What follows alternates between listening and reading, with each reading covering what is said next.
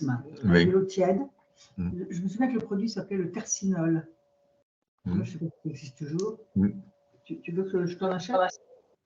Ben,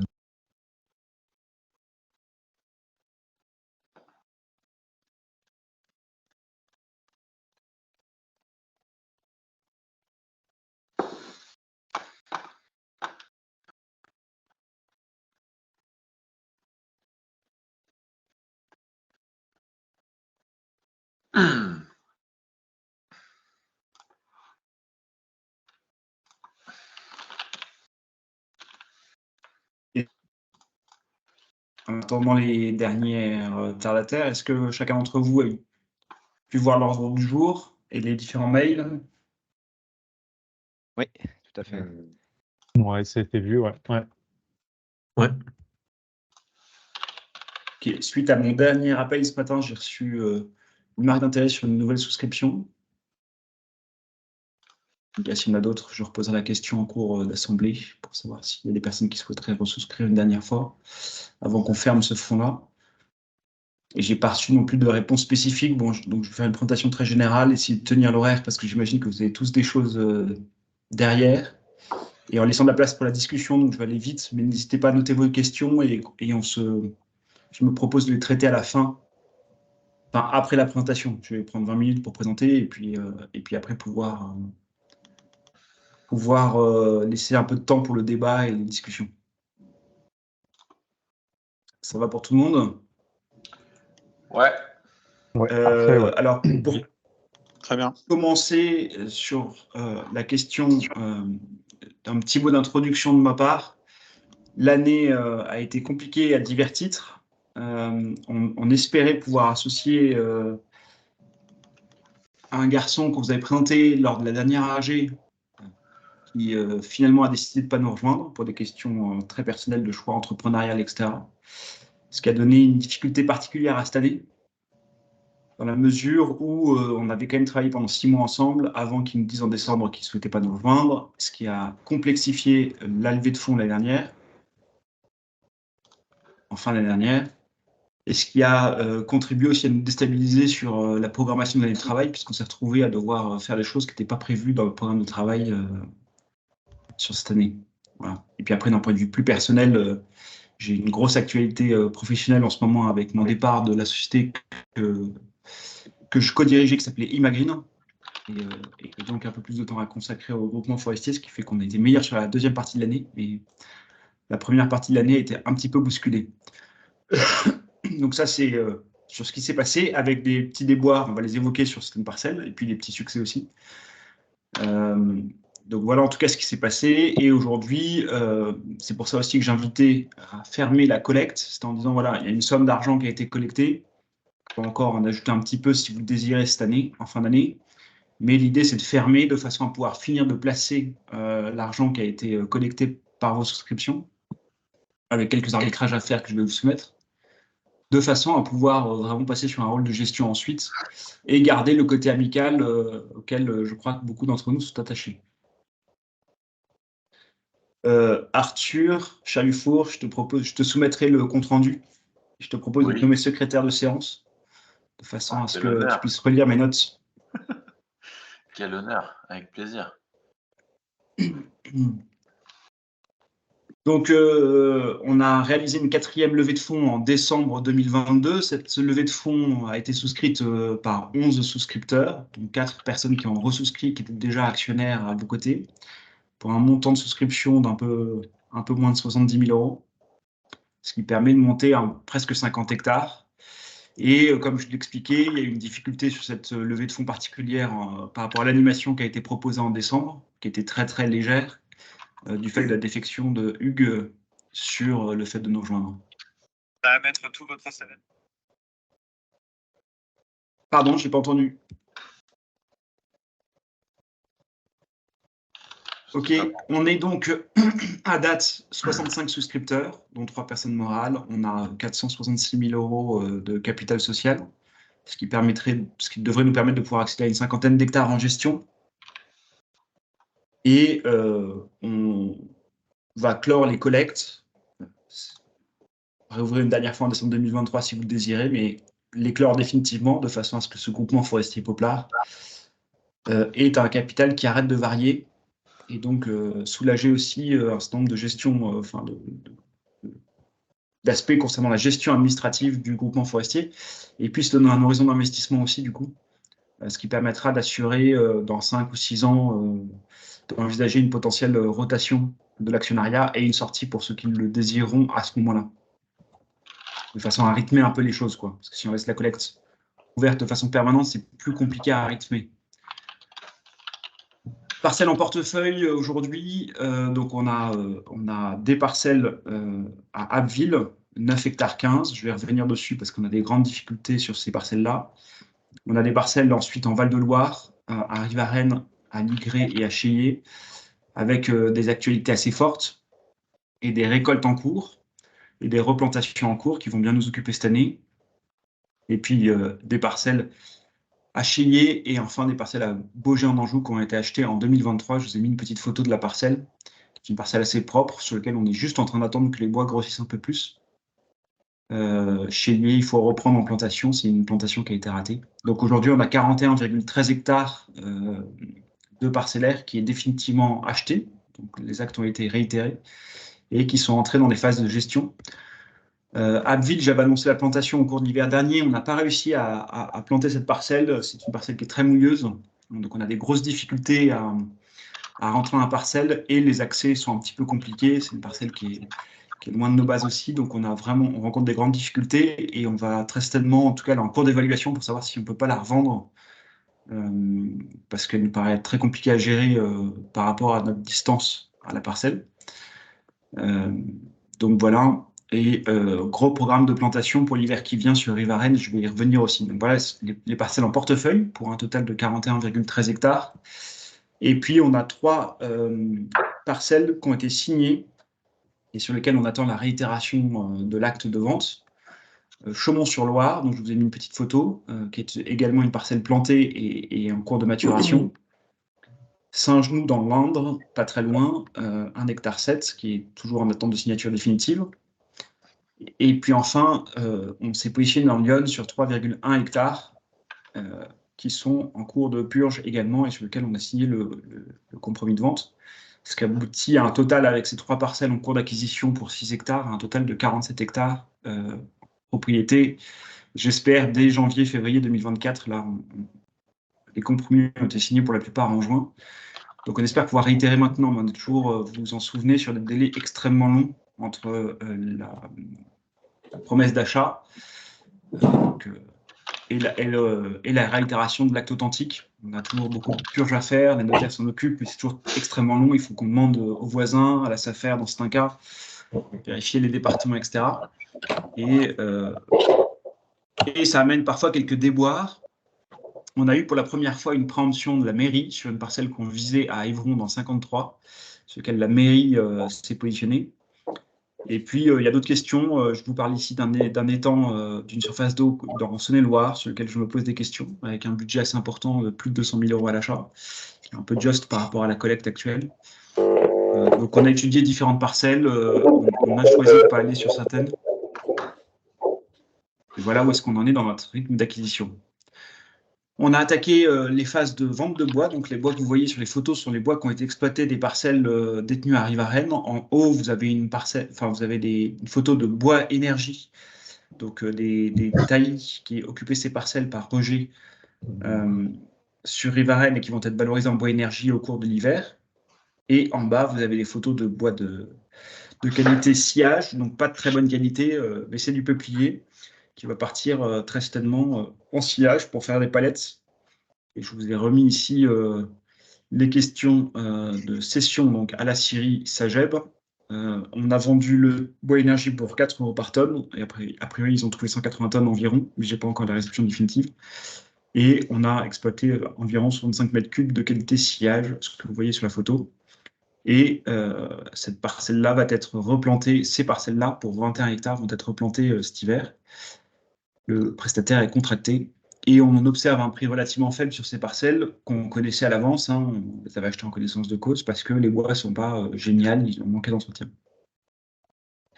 À Ligré également, petite parcelle d'un peu moins d'1 hectare. on a vendu à 58 € par mètre cube, donc un prix un peu plus élevé.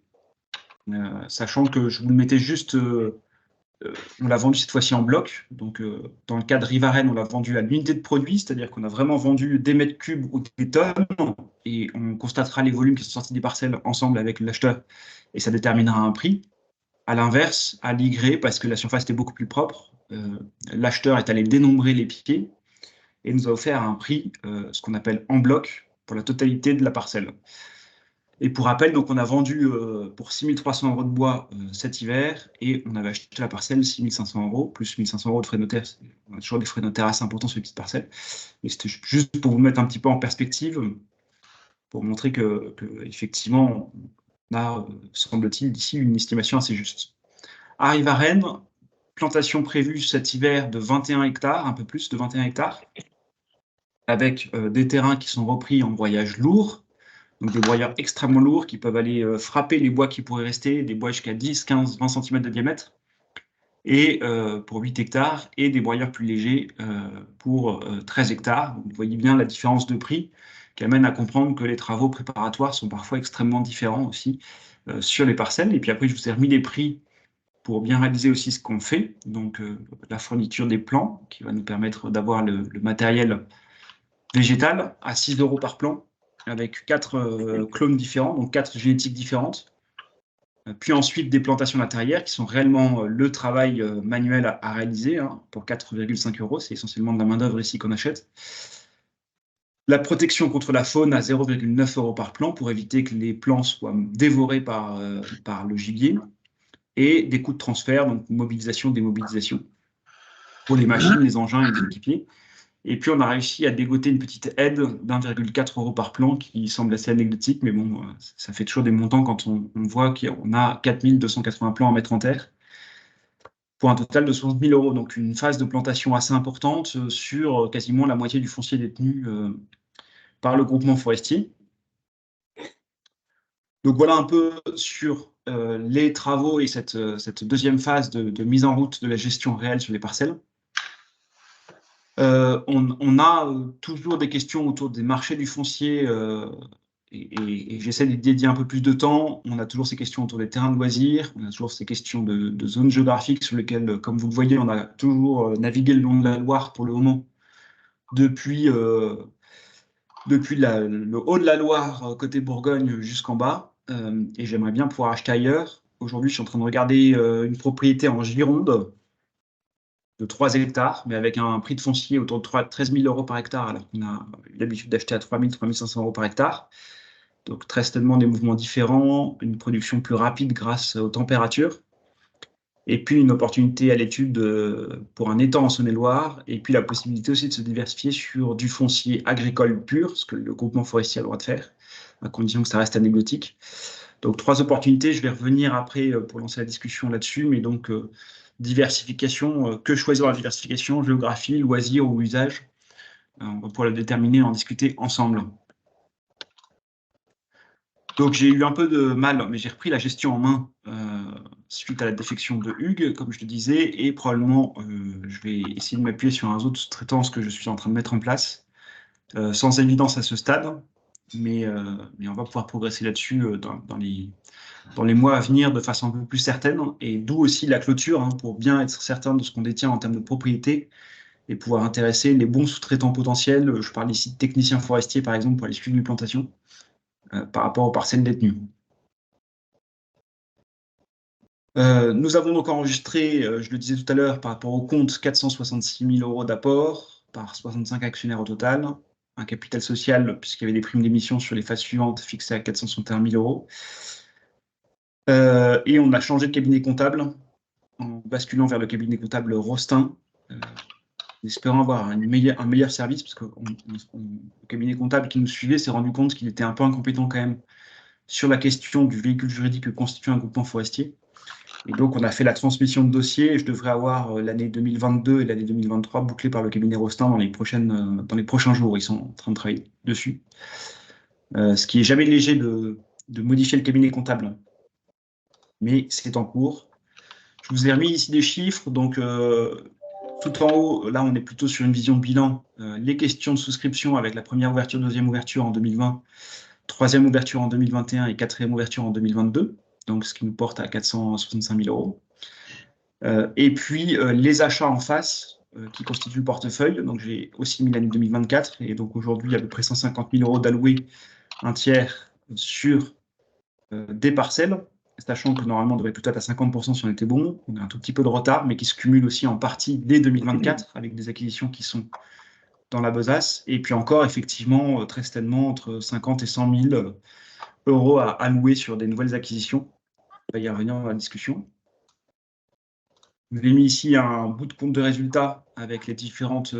j'ai commencé par les revenus, ce qui est moins classique, mais les différents revenus sur lesquels on va pouvoir s'appuyer. Et donc, vous voyez ici réapparaître l'aide potentielle pour les plans de la plantation à Rivarenne. Parmi les revenus, un tout petit peu de chasse toujours à Abbeville, qui est loué, et puis un peu de récolte de bois, donc à Ligré et Rivarenne, de façon non significative pour le moment, mais ça finit par faire des sous en 2024, un peu plus que ce qu'on a pu en avoir précédemment. Et ensuite, l'ensemble des charges, donc d'abord les travaux. Et comme je vous le disais, on a essayé à Abbeville de travailler l'année dernière avec des pertes. On avait acheté des plans qu'on n'a pas réussi à mettre en terre, etc. Donc on a eu 9 860 € en pure perte de travaux qui n'ont abouti à rien. Et puis Rivarenne, vous voyez les sommes apparaître. Ensuite, on a les frais qui sont liés à mon travail, le travail d'agroénergie autour du fonds, que ça soit donc, et j'ai remis les pourcentages ici par mesure de clarté, l'assistance aux travaux et à la vente des bois, la recherche des aides, la recherche du foncier, et puis l'assistance administrative pour gérer les levées de fonds, ainsi que les frais fixes de gestion qui correspondent à ce qu'on a à faire sur les parcelles, quoi qu'il se passe, et notamment une visite régulière. On allait visiter les parcelles en juillet cette année, pour essayer de voir un peu ce qui s'y passe, etc. Ensuite, parmi les frais divers, on a toujours évidemment de la fiscalité, notamment de la fiscalité foncière. On a des frais juridiques qui sont associés notamment au changement de capital social de la structure, des frais bancaires qui sont liés à la tenue de notre compte en banque, et puis les frais comptables, évidemment, liés à la comptabilité, ce qui amène toujours un compte de résultat dans cette phase d'investissement en négatif. Ça paraît assez logique, puisqu'on est dans une phase d'investissement sur laquelle le prix des travaux n'est absolument pas compensé par les revenus qu'on peut espérer, et la plupart des parcelles ont des bois qui sont soit peu intéressants, soit pas de bois du tout dans les parcelles qui ont été achetées. Ce qui aboutit à un cumul, donc je vous ai mis le solde bancaire tout en bas ici, donc en liant à la fois la partie, on va dire, plus bilancielle sur l'évolution du capital social et les achats, et à la fois le solde négatif qui s'accumule côté compte de résultat, pour aboutir à un solde bancaire qui est aujourd'hui un peu plus de 260 000 €, donc 50%, un peu plus de 50%. Mais vous voyez qu'il va tomber en 2024 suite à la campagne de travaux à 73 000. Et on aura encore des travaux à financer par la suite. On a encore à peu près autant de travaux qui viennent. Donc ça nous laisserait une enveloppe de l'ordre de 100 000 € pour consentir à de nouveaux investissements sans nouvelle collecte. Voilà sur la partie des comptes. On a parlé déjà de la question de boucler le véhicule, donc à l'horizon fin 2023 ou fin 2022, plus 5 ans, ce qui aboutira à un horizon sur lequel le risque de le véhicule en 2028-2029. Il y avait une question de Jérôme sur le chat. Et me permettant de me reconcentrer sur la fin de l'allocation et la gestion réelle des parcelles. Si Antoine nous entend. Antoine voilà, on doit donc finir l'allocation. Je vous parlais d'un montant à peu près de 100 000 € disponible pour des nouvelles allocations. Est-ce qu'on souhaite aller vers de la valeur loisir ou de la valeur eau? Est-ce qu'on souhaite aller vers de la valeur agricole? On a démarré la question du cycle de récolte et plantation. On se pose la question en ce moment de savoir ce qu'on fait de la propriété qu'on détient à Abbeville, donc 9 hectares, parce qu'on n'a pas eu de réussite particulière sur ce massif-là. On a du mal à le déclencher. Donc voilà, je pense qu'on va essayer de vendre si l'estimation nous paraît être en cohérence avec le marché et permet d'effacer les moins-values qu'on a pu faire du temps. Et puis voilà, on a mis en place déjà des travaux en sous-traitance. Et voilà une présentation rapide. Et je laisse la place tout de suite aux questions. J'ai à peu près tenu mes 20 minutes. Je vous laisse Je vous laisse la parole. Je ne sais pas s'il y a des questions, n'hésitez pas à lever la main. Antoine, tu nous entends ou pas? J'entends, ouais. C'est Jérôme, ouais. Je t'ai posé une question sur le chat, parce que je ne voulais pas t'interrompre, mais c'était concernant donc aujourd'hui, tu disais sur le solde bancaire, il y a à peu près 200 000 euros. Est-ce que vous avez mis en place des systèmes de rémunération de ce capital dormant en attendant de l'investissement ou pas, ou c'était pas très pertinent dans Non, le je contexte m'étais penché sur la de question. l'inflation. Je m'étais penché sur la question il y a 2 ans, ou 18 mois, mais le marché n'était pas tout à fait comme il est aujourd'hui sur la question de l'argent. Donc, effectivement, la question mérite peut-être de se reposer, je pourrais refaire un tour. En sachant qu'on a, ce que je mentionnais, hein, c'est qu'on a une réserve sur le compte bancaire qui est vraiment liée aux travaux enclenchés, alors qu'on n'arrive pas à faire, et effectivement, on pourrait quand même envisager des solutions de placement sur une partie. Et le décaissement que tu prévois là en 2024, il va se faire plutôt la première partie de l'année. Enfin, oui, les travaux sont soldés avant la fin de l'hiver, donc c'est-à-dire que normalement, je dois le solde de travaux avant mars. D'accord. Antoine, en revanche, effectivement, ça nous laisse un peu de marge de manœuvre, mais c'est plutôt des placements à 6 mois que plus long terme. On a beaucoup de mal à se positionner sur plus de 6 mois. À 6 mois, on a encore à peu près de la visibilité. Mais comme on est aussi en recherche de parcelles, on peut juste allouer le temps d'immobilisation, le temps de recherche des parcelles. Antoine, ouais, c'est Olivier. Pour mon entreprise, ce qu'on m'a proposé là au Crédit Agricole, c'est des dépôts à terme avec une sortie possible en moins d'1 mois, sans pénalité, rémunéré, je ne sais plus, quelques pourcents, mais c'est très souple et ça permet de récupérer un petit peu d'argent. J'ai mis Antoine aussi de mon côté, hein. Compte à terme, là, le taux que j'ai, moi, c'est 4,10, donc ça commence à être pas mal. Oui, à peu près pareil, je pense, ça va être autour de 4.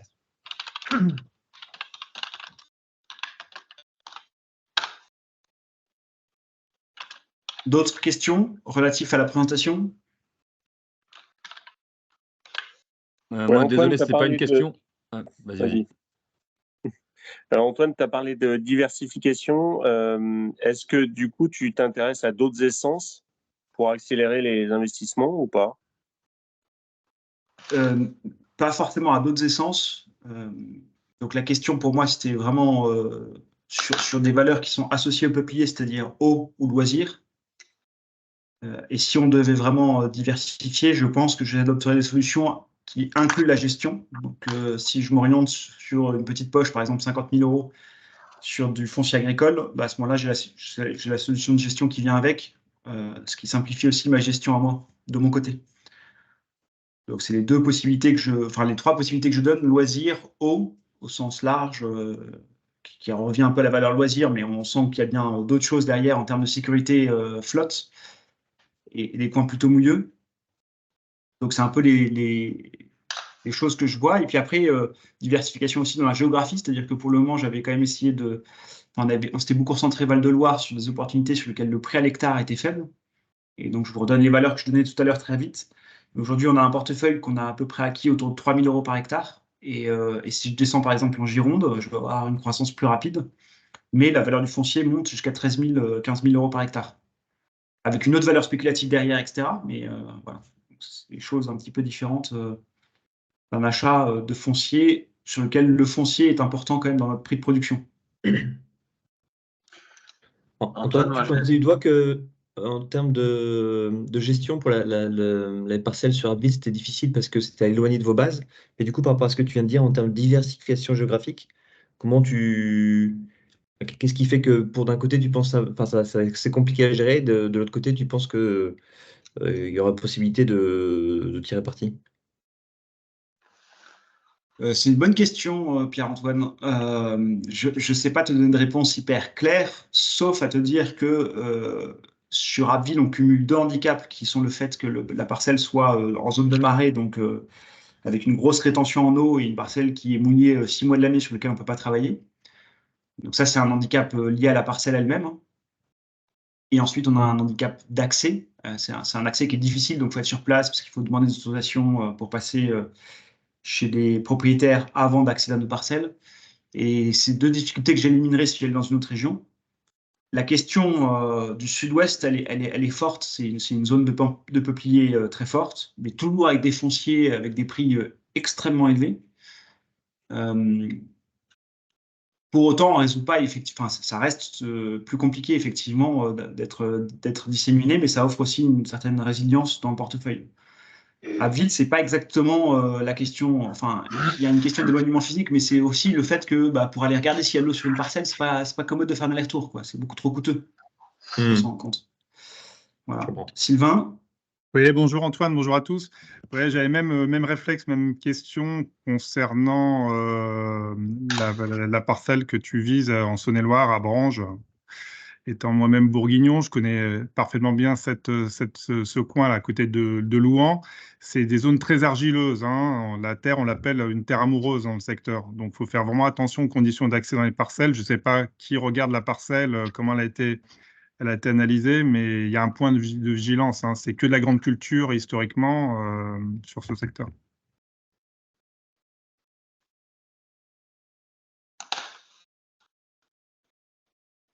Ouais, divers points. Déjà, merci Antoine pour ta synthèse. Bon, désolé, je suis arrivé à la bourre. J'ai juste vu la slide où tu parlais des prix en euros du mètre cube. Donc là, en effet, en tout cas sur la deuxième parcelle, si vous avez vendu à 58 € du mètre cube, c'est une belle vente. J'avais pas vu les bois, mais en tout cas, je peux dire qu'aujourd'hui, c'est un prix qui est extrêmement correct pour du peuplier. Donc ça, c'est super. Et quoi qu'on dise, ça fait des jolies rentrées d'argent. On le savait de suite, hein, que ça allait être d'abord plus de cash à sortir qu'à rentrer, mais c'est loin d'être négligeable ce que vous avez fait, donc ça c'est super.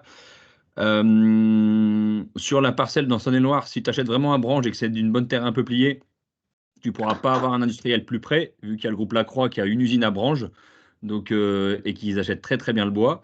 Donc c'est un coin qui est très bon. Après, je ne connais pas ces terrains spécifiquement, mais si vous pouvez acheter là-bas, c'est sûr qu'en termes de coût de transport pour dans 15 ans, ça sera plutôt bien. Sur la Gironde, moi je sais que c'est difficile, hein, mais en fait, peut-être que sur certaines régions, le plus difficile est fait en ayant acheté là où les premières parcelles. Et tu sais très bien aussi que voilà, ça fonctionne des fois un peu on va dire, par le bouche à oreille. C'est-à-dire que je pense que ça vaut vraiment le coup sur les communes où on a acheté de pouvoir faire tâche d'huile parce que c'est là où on va créer encore plus de valeur. C'est-à-dire que c'est des fois un peu long et il faut être capable d'avoir les écoutes des notaires ou des bons contacts ou de toutes les experts et tout ça, mais de leur dire toute parcelle qui sort dans telle commune, je serai acheteur. Parce que là, tu transformes 3 fois 1 hectare qui valait 3 000 €. Ou si tu le fais 10 fois, surtout, tu as acheté 10 hectares à 3 000 et à la fin, ton foncier, il en vaut 5 000 parce que tu as 10 hectares, quoi. Donc ça, je pense que c'est un vrai levier. C'est pas simple, mais je pense qu'en mettant des signaux d'alerte via les experts, via les notaires, via voilà, tous ceux qui peuvent vendre du bois dans les communes où tu es déjà, ou les communes très proches, je pense que c'est un vrai enjeu. Et le plus dur, c'est d'acheter la première, comme vous l'avez fait, parce que des fois, justement, les premières parcelles peuvent être achetées par les voisins parce qu'ils ont le droit de priorité, quoi. Donc toi, c'est ce que tu pourras bientôt commencer à faire sur tes terrains. Attention quand même à la Gironde, on connaît bien aussi de notre côté. Aujourd'hui, sur la Gironde, ce qu'il faut faire attention, c'est d'être sur les terrains qui sont très très bien fournis en eau, parce que le changement climatique va vite. Et j'ai des populaculteurs que je connais bien dans le sud-ouest qui ont plus de 100 hectares, et chaque année, ils perdent 5 hectares parce que c'est devenu sec. Donc oui, ça peut pousser plus vite parce qu'il y a plus de soleil, mais des fois, ça pousse moins vite parce qu'il y a moins d'eau. Donc la ressource en eau dans le sud-ouest commence à être un vrai sujet. Pareil qu'en Italie, pareil qu'en Espagne. Voilà. Et puis sur Abbeville, je pense que c'est des fois malheureusement c'était sur 9 hectares. Bon, voilà, des fois c'est le prix à payer. C'était peut-être certains de nos critères qui n'étaient pas assez restrictifs à ce moment-là. C'était plusieurs on va dire, warnings. Peut-être que voilà, dans les règles de sélection, dès qu'on a plus que 2 warnings, même si l'opportunité paraît belle, il faut passer son tour, quoi. Donc je pense que ça fait partie de l'apprentissage. Et si sur cette parcelle, vous pouvez vous défaire de cette parcelle sans qu'il y ait trop de plumes, ou voir avec le conservatoire du littoral, parce que des fois ils ont des capacités d'achat aujourd'hui sur une terre qui est très humide. Voilà, ils seraient contents de couper du peuplier et de jamais replanter, ces gens-là. Donc peut-être qu'ils pourraient valoriser mieux cette parcelle que ce que nous on aurait pu faire, quoi. Voilà. Arthur, tu avais des questions aussi, des remarques? Ouais, je prends la suite. Moi, je m'interrogeais sur les sujets étangs. Tu as dit qu'il y avait un dossier à l'étude. Tu as dit que c'était des sujets sur lesquels qu'on pouvait regarder pour faire des expertises à droite à gauche en France. Je vois le prix de l'eau qui flambe, mais je vois pas de rentabilité immédiate. Alors qu'on joue sur de la plus-value à moyen ou long terme, c'est une chose, mais les cartes de pêche et les trucs comme ça, je pense qu'il faut passer notre tour et je pense pas qu'on ait le temps de s'en occuper. Et le prix de l'eau à l'hectare peut être démesuré par rapport à l'achat. Donc je sais pas. Alors je sais pas quel était le sujet du début là en cours. Est-ce que ça représente si on parle d'un demi-hectare d'eau ou si on parle de 3 hectares qui valent 100 000 euros quoi. 4 hectares d'eau et 3 hectares supplémentaires qui sont présentés à 250 000 euros, mais je ne pense pas qu'ils partent. Ça fait déjà 2 mois qu'ils sont là. Ouais. Mais j'entends ta remarque aussi sur la question du manque de rentabilité. Parce qu'il ne faut pas se concentrer sur... autant la terre agricole, je vois bien la transformation aussi en plantation, on peut pleurer. Dans les temps, j'arrive. Je le vois moins... Je me sens moins concerné au sein de l'entité. D'autres commentaires, remarques?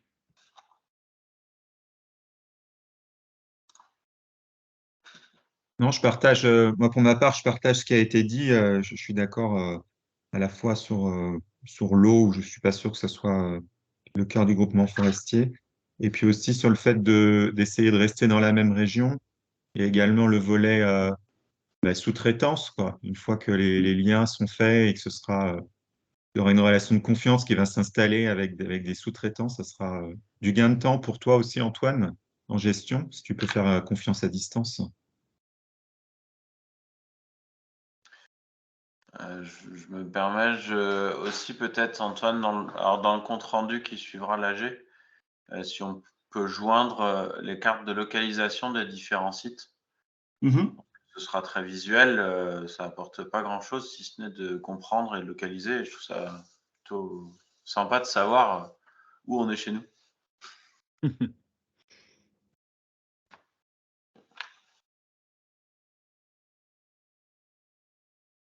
Une question complémentaire, Antoine. Est-ce que sur un des sites, on a pu étudier du label bas carbone ou il n'y en a aucun qui était éligible?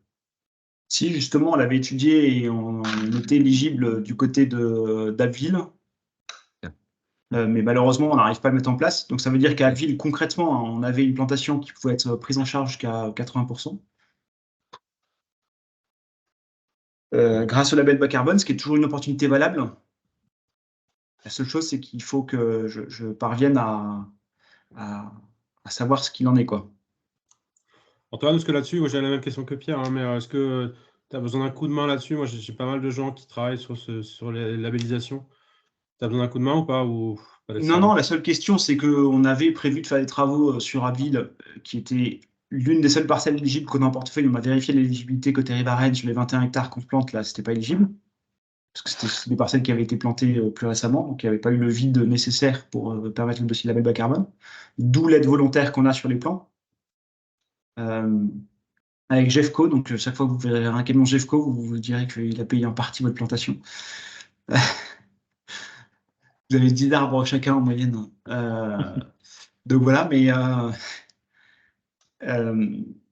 mais pour le moment, on n'a pas trouvé de truc. On apprend très très bien comment marche le label bas carbone sur de la partie afforestation ou reforestation. Encore faut-il qu'on ait les bons fonciers pour ça, quoi. Et de nouveau, et je pense que c'est un peu dans le suite de ce que vous dites aussi, c'est-à-dire que je ne cherche pas non plus à être hyper opportuniste là-dessus. Je ne vais pas aller sur une parcelle parce qu'il y a le label bas carbone ou il n'y est pas, quoi. Voilà. Et à Ville, il n'y a pas moyen de planter une éolienne ou de mettre des panneaux, non? Bah, c'est très mouillé. Non, je pense que pour le coup, tu es dans le marais, compliqué. Okay. Antoine, tu parlais de la diversité là, de prix des parcelles selon les régions et les conditions, c'est sûr. Et pour des parcelles équivalentes, est-ce que tu vois une tendance de fond, de la tension sur le marché? Pas du tout. Au contraire, les prix sont plutôt en baisse ou Non, c'est les prix montent. à regarder, mais... Les prix montent. Il y a plus de pression, il y a plutôt plus de pression. Après, c'est compliqué de le voir sur 2-3 ans, parce que tu as un décalage qui est faible. Mais on va voir ce que donne aussi l'évaluation Abbeville, que j'estime avoir acheté à peu près correctement. Donc, on va voir si ça se reflète dans un prix d'évaluation à minima. Ensuite, on pourra toujours choisir de ne pas laisser partir la parcelle ou pas. Mais voilà, et on a une tendance de fond qui est de toute façon à la hausse assez forte sur tous les massifs forestiers en France. Maintenant, j'arrive pas à le voir dans notre portefeuille, nous. C'est trop diffus, quoi. Ouais, mais Arthur, tu peux peut-être commenter aussi, parce que Arthur, c'est un professionnel de la transac forestière et rurale. Professionnel, c'est un grand mot. Non, à voir, c'est sûr que c'est des parcelles et des actifs qui peuvent intéresser. Après, je ne me rends pas compte de la région, de la surface, etc. Chaque bien est quand même très, très différent. Là, s'il s'agit d'une revente, tu as un expert forestier sur place. Enfin, la parcelle, je ne me rends pas compte, elle est complètement à nu, là? Ou elle est en Abbeville, elle est en taille. Mais je pense que la question portait plus sur le portefeuille en général. Est-ce que ça s'apprécie ou pas, quoi? Jérôme, c'est ça? Oui, ça s'apprécie. Après, on va peut-être pas la valoriser tous les ans parce qu'on va y perdre nos cheveux. Mais de faire un point dans 3 ans, oui, ça me semble cohérent. Et 3 ans, on aura 5 ans de moyenne, voilà. Et faire le point tous les 5 ans, ça me semble cohérent et même nécessaire de savoir où on en est et de pouvoir réévaluer même l'ensemble du GF par rapport à la valeur des actifs. Mmh. Ouais. En tout cas, après, on sait que sur le peuplier, c'est pas le seul driver, mais une partie de la valeur du foncier est quand même liée aussi à la valeur du bois qu'il porte, même s'il n'est pas totalement corrélé. C'est-à-dire que dans le sud-ouest, c'est pas parce que le bois vaut pas 4 fois plus que ce qu'il vaut dans la vallée de la Loire. Mais évidemment, c'est lié aussi aux autres valorisations possibles sur ces types de terres, parce que dans le sud-ouest, on peut y faire du maïs, par exemple, et ainsi de suite.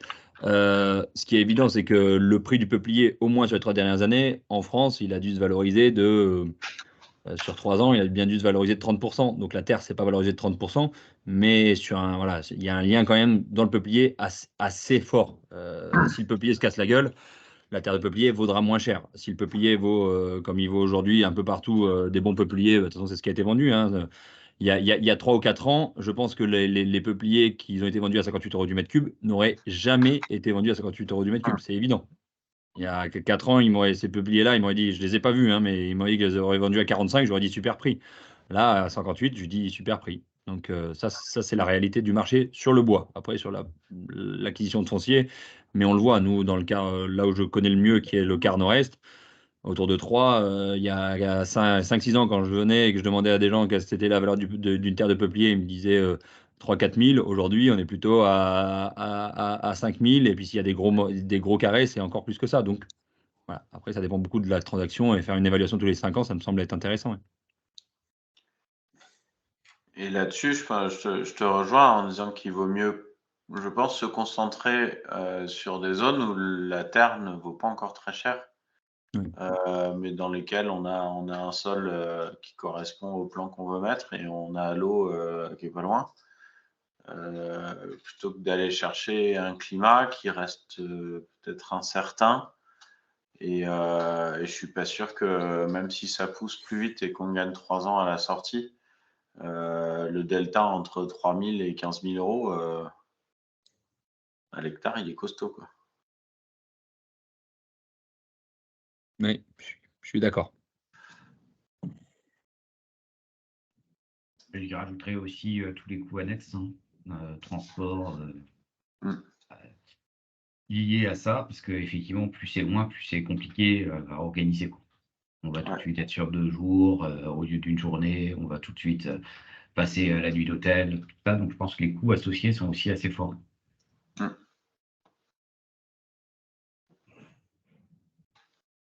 Antoine, j'avais une autre question sur les frais de notaire. Là, tu disais qu'ils étaient assez élevés. C'est le cas aussi à la revente. À la revente, c'est pris en charge par le groupement ou c'est plutôt côté acheteur? Ça se posera la question de savoir ce qu'on fait à la revente. Alors pour le coup, sur Abbeville, il y aura de nouveau des frais de notaire si c'est Abbeville qui est vendu en tant que propriété du groupement. En revanche, tu n'as pas de frais de notaire si tu vends des parts de groupement. C'est-à-dire qu'ils sont assumés une fois, mais le détenteur groupement, lui, n'est pas soumis aux frais de notaire, tandis que les parcelles qu'il détient, lui, sont soumises dans les deux sens, à l'achat et à la vente, évidemment.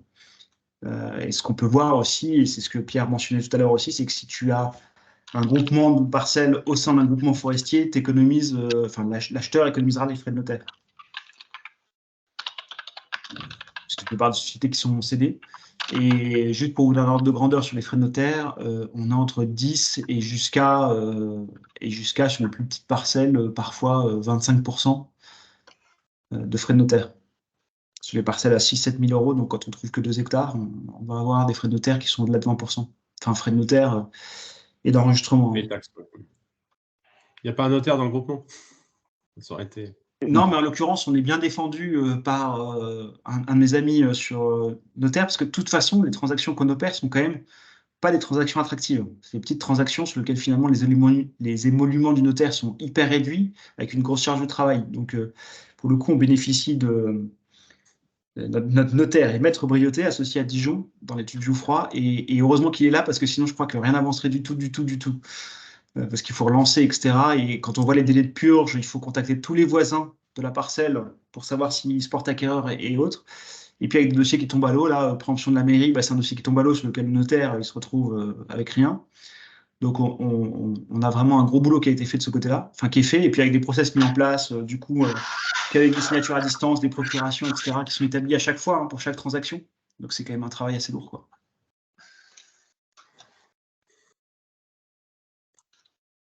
D'autres interrogations, questions, remarques? Moi, ce que je retiens à ce stade de la discussion, c'est que vous encouragez plutôt à creuser le sillon, de continuer à trouver des parcelles dans la même zone géographique et dans des ordres de grandeur de prix similaires pour essayer de grouper le tir à l'achat.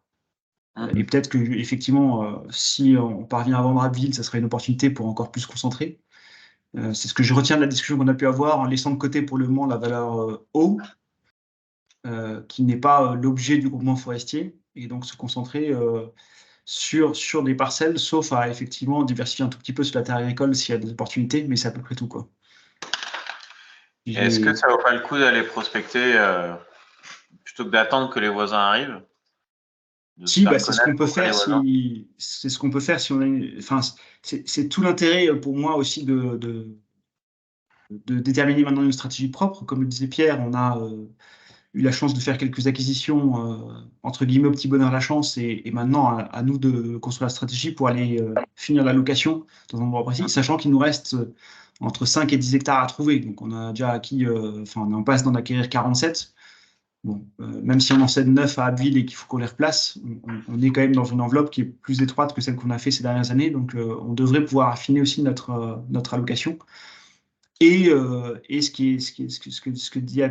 ce qu'a dit Pierre, je crois que c'était toi aussi qui le mentionnait sur la question du réseau de sous-traitants, etc., qui deviennent prescripteurs à l'achat, c'est hyper important, hein. Je commence à avoir des choses qui sont soulevées. Alors, il y a les deux cas, hein. Il y a le mec qui n'est pas vendeur et qui appelle en disant on ne sait jamais si ça passe bien cher. Et puis, il y a effectivement des opportunités plus réelles. Moi, Antoine, par rapport à ce que tu dis, ta synthèse est bonne, et je pense vraiment que le dur, je dirais pas le plus dur, mais en tout cas le dur du travail est fait, et que c'est là-dessus qu'on doit consolider. En ayant une bonne stratégie sur tous les endroits où on a acheté, je pense qu'il y a des hectares qui vont venir, que ce soit via tous les flux que tu indiques, y compris des fois via les industriels, qui peuvent des gens locaux qui peuvent aussi, ou via des exploitants. Il y a plein de choses d'ailleurs qu'on pourra creuser. Antoine, on a pris un peu moins le temps de discuter sur tout ça, mais il faut qu'on se prenne un moment pour qu'on regarde zone par zone, là où aussi nous on peut des fois avoir des contacts, et là où on peut couper du bois, même si on ne mélangera pas les choses. Juste pour donner un ordre d'idée, hein, déjà aujourd'hui d'avoir des groupements qui ont 50 hectares de peupliers, ou même des particuliers qui ont 50 hectares de peupliers, en France, c'est pas non plus ultra courant. C'est-à-dire qu'en France, il y a 200 000, grosso modo, il y a 200 000 hectares de peupliers et 200 000 propriétaires. Donc évidemment, il y en a qui ont plus qu'un hectare et il y en a qui ont 2 peupliers, mais c'est pas négligeable. Donc et le jour où on dépasse les 100 hectares, je peux vous dire que là, ça commence à se compter, pas sur les doigts de la main, parce que j'en connais au moins déjà plus que les doigts de mes mains, mais c'est pas non plus très fréquent. Donc, c'est pas négligeable ce qui a été fait, je trouve. Évidemment, il y a Rivaren là, qui nous aide pas mal parce que c'est à 20 hectares d'un bloc, ce qui est assez rare, et surtout là, avec la plantation qui est en train d'être faite. Mais je trouve ça super. Et surtout, si on arrive à grossir autour de ces lieux-là, je pense que c'est là où on va donner encore plus de valeur au groupement. Merci pour ça. Sur la question de la stratégie de diversification, je pense qu'on a répondu à la question, sauf si quelqu'un a quelque chose à ajouter. L'autre question résidait dans le fait de conduire une dernière ouverture de capital sur cette fin d'année. Donc, je vous dis, j'ai eu 1 ou 2 marques d'intérêt, je n'irai pas pour si peu, mais est-ce que certains d'entre vous souhaiteraient, pour des raisons fiscales ou pour l'intérêt, remettre une souscription cette année?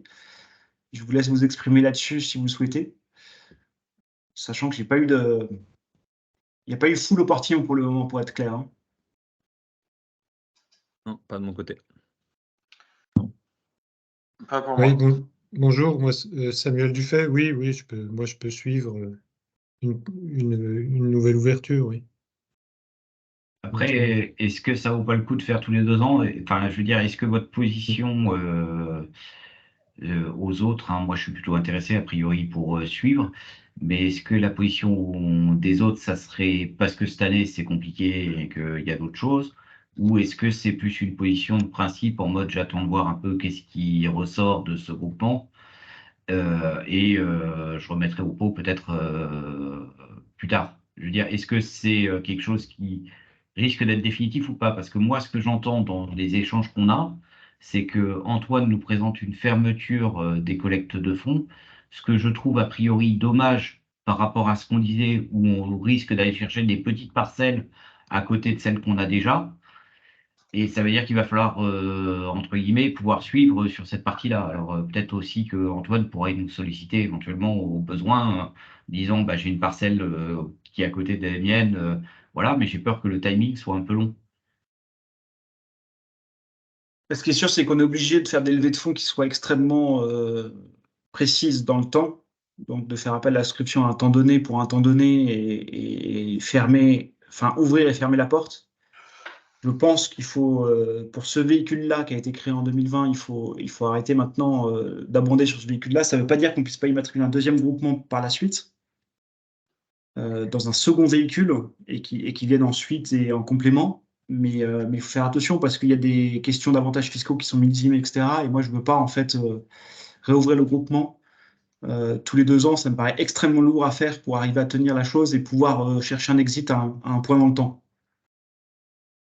Alors, l'exit n'est pas forcément désirable, hein, tout le monde est là sur du long terme, mais pour autant, dans 5, 6, 7, 8 ans, il serait raisonnable de dire que les gens peuvent sortir de façon relativement saine et simple du groupement, pour ceux qui le souhaitent.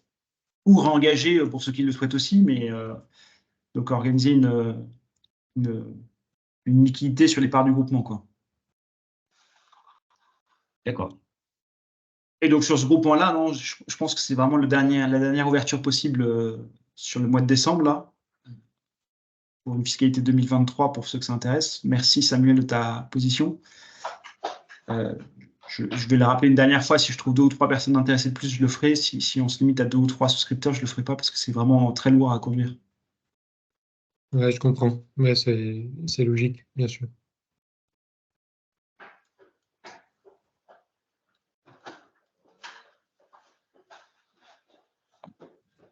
Est-ce qu'on aborde chacun de vous? Juste une remarque.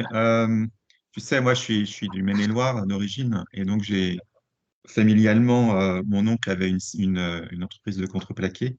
Donc, si c'est nécessaire, si tu en as besoin, on peut organiser une petite réunion téléphonique avec lui parce qu'il connaît à peu près tout le monde dans le coin, même si maintenant il est à la retraite.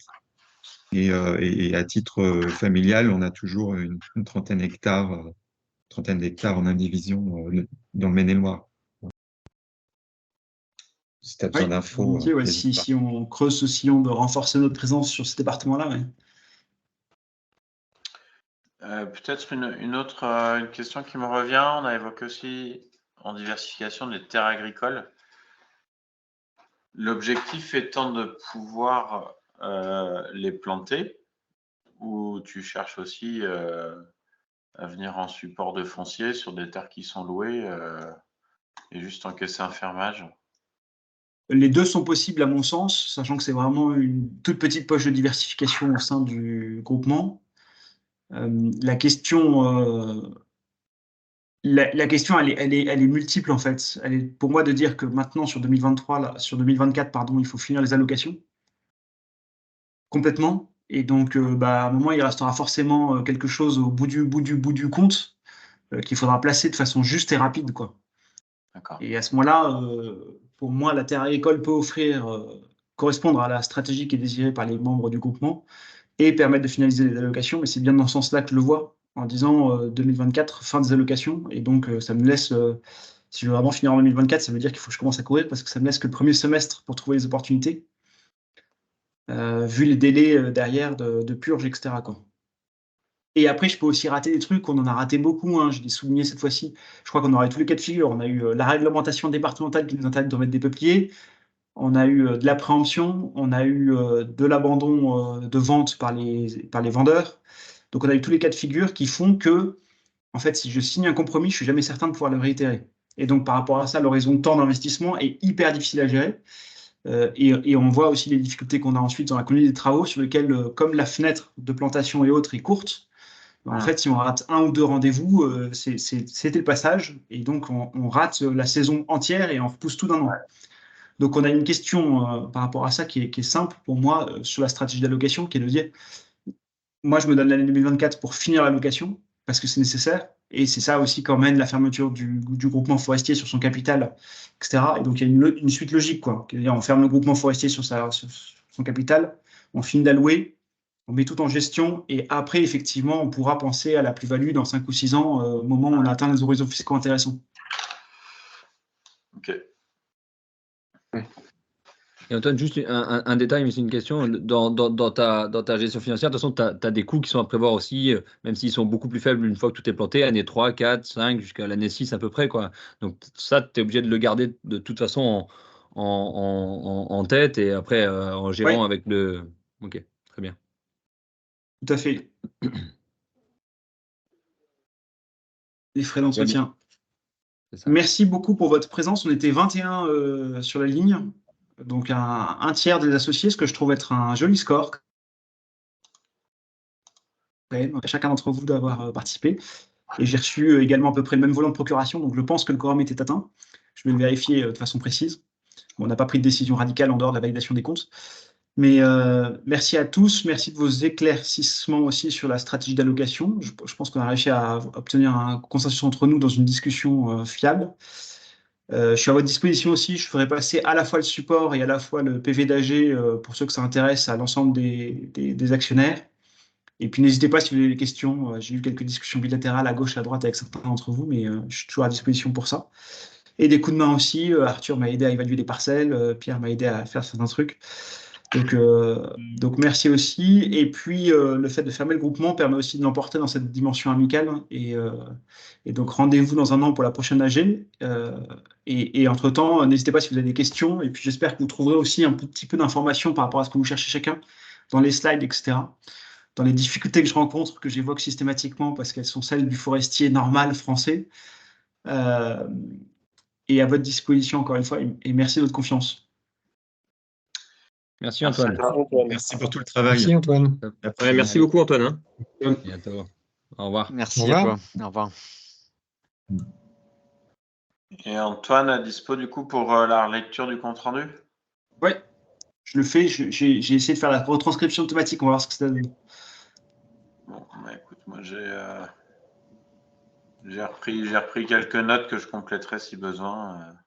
Ouais, mais je t'envoie un truc sous Word et puis comme ça tu verras. Ouais. Et je pense qu'en termes de feuilles de présence, j'ai fait des captures là sur les personnes présentes, plus mes procurations et l'un dans l'autre, je mettrai ça comme feuille de présence. Et je ne pas m'enquiquiner à faire signer un truc parce que derrière je cours après tout le monde, c'est vraiment pénible. Non, mais ça c'est très bien. Et qu'est-ce que je veux dire? Ouais, peut-être. Alors je sais pas sous quel format, si c'est facile. Enfin, c'est jamais facile à faire. Mais arriver à faire une petite info, je sais pas si c'est tous les trimestres, sur ce qui a été fait, sur les dates de plantation prévues, etc. Oui. Là, j'en ai vraiment. Si j'ai l'occasion de passer sur une parcelle au moment des plantations, je trouve ça sympa. Je cherche un technicien forestier là pour arriver à suivre tout ça là. Il y a un mec qui me prenne pas 1200 balles par jour, tu vois. Ouais, un technicien bénévole. Non, pas bénévole, je veux bien payer 500 balles par jour, tu vois, mais Oui.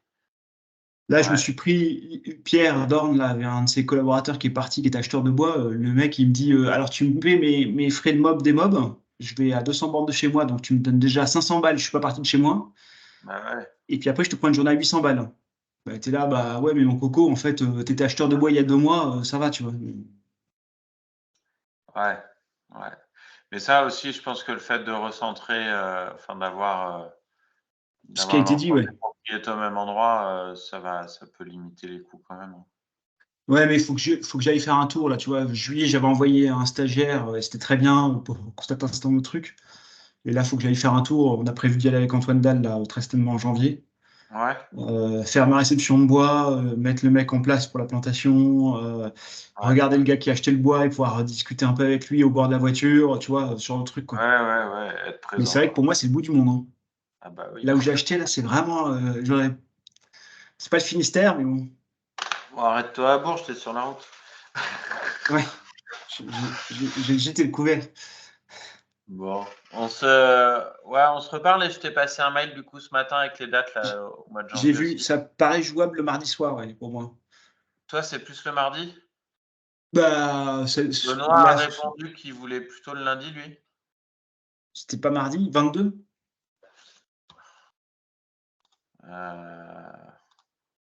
T'as mis 22, 23. C'est moi qui ai mal regardé, mais j'ai regardé vite, mais. Bon, je te laisse regarder, on se reparle. Oui. Ça marche. Bon À plus, Arthur. Ciao, ciao.